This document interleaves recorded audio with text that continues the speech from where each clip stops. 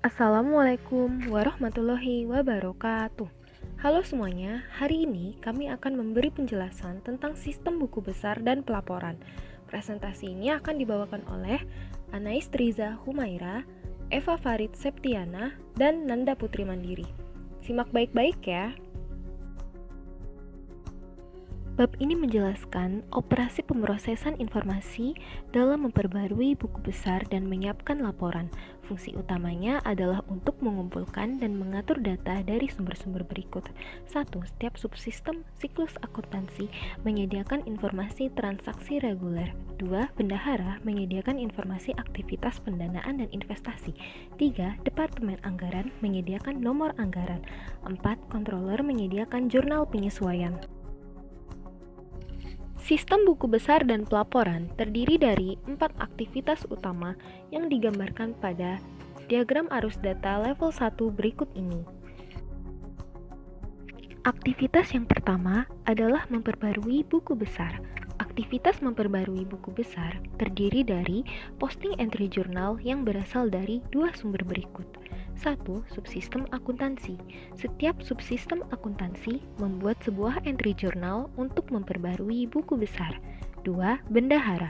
Kantor bendahara menyediakan informasi bagi entry jurnal untuk memperbarui buku besar terkait transaksi tidak rutin seperti penerbitan dan penarikan utang atau pembelian dan penjualan sekuritas investasi. Aktivitas yang kedua adalah posting jurnal penyesuaian.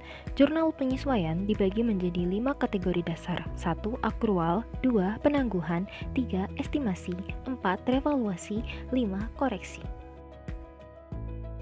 Aktivitas yang ketiga adalah menyiapkan laporan keuangan.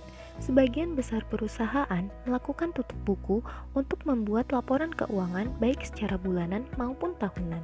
Entry jurnal penutup membuat nol seluruh akun pendapatan dan biaya dalam neraca saldo disesuaikan dan memindahkan pendapatan atau rugi bersih pada laba ditahan. Jenis-jenis laporan keuangan yang akan dibuat adalah 1. Laporan laba rugi, 2. Laporan perubahan posisi keuangan, dan 3. Laporan arus kas. Aktivitas yang keempat adalah menghasilkan laporan manajerial. Aktivitas akhir dari sistem buku besar dan pelaporan adalah menghasilkan berbagai laporan manajerial termasuk anggaran.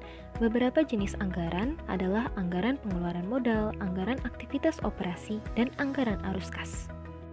Ancaman dan pengendalian pada sistem buku besar dan pelaporan. Ancaman pada seluruh siklus buku besar dan pelaporan yaitu data buku besar yang tidak akurat atau tidak valid.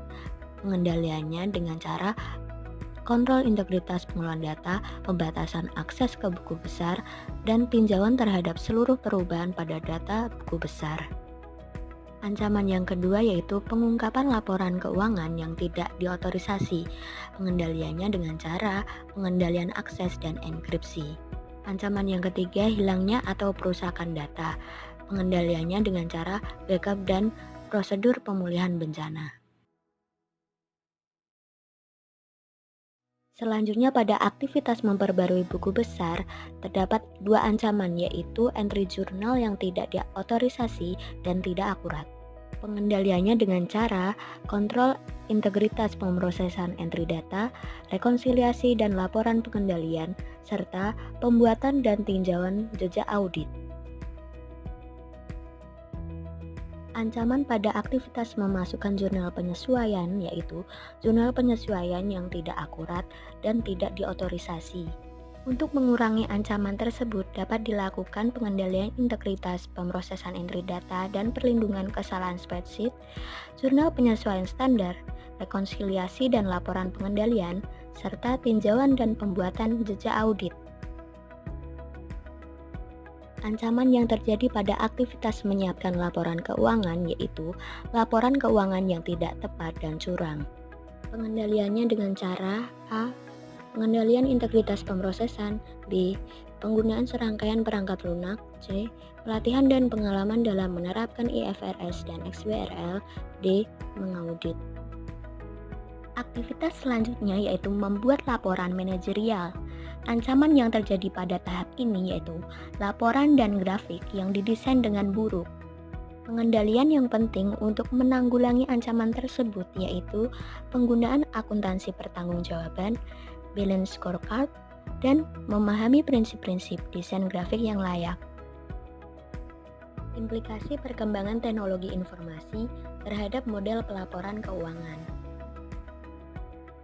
Implikasinya adalah 1. Pemrosesan data yang mengalami perubahan dari sistem manual ke sistem komputer. 2.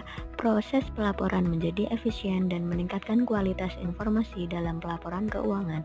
Yang ketiga, perkembangan pelaksanaan audit yang berubah dari audit konvensional menjadi audit pengolahan data elektronik.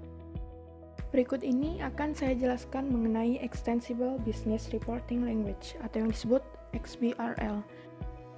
XBRL adalah suatu bahasa pemrograman yang didesain secara khusus untuk memfasilitasi komunikasi informasi bisnis. Sejak tahun 2012, PT Bursa Efek Indonesia telah memulai pengembangan pelaporan dengan berbasis XBRL. BI telah menyelesaikan taksonomi pertamanya pada tahun 2014 dan telah mulai digunakan dalam pelaporan laporan keuangan sejak tahun 2015. Pada tahun 2019, DJP melakukan kerjasama dengan BEI dalam penerapan XBRL pada 33 BUMN. Keuntungan penggunaan XBRL. Yang pertama, format yang sudah terstandar sehingga menghasilkan informasi dan data yang comparable. Kedua, validasi secara otomatis sehingga meminimkan kesalahan input. Yang ketiga, memudahkan dilakukannya publikasi laporan keuangan karena XBRL dapat diolah kembali menjadi format yang diinginkan.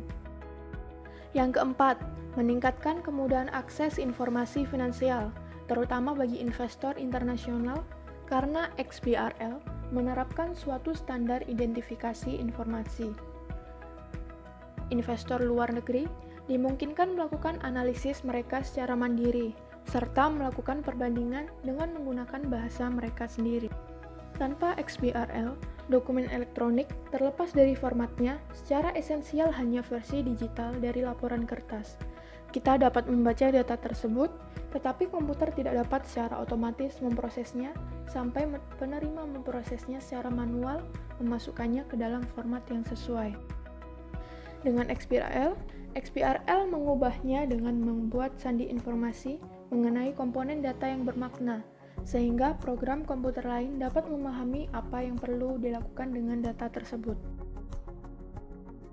Terminologi dalam XBRL. Berikut yang akan sering kita temui dalam XBRL, antara lain instance dokumen, elemen, taksonomi, skema, link basis, style sheet, extension taxonomy.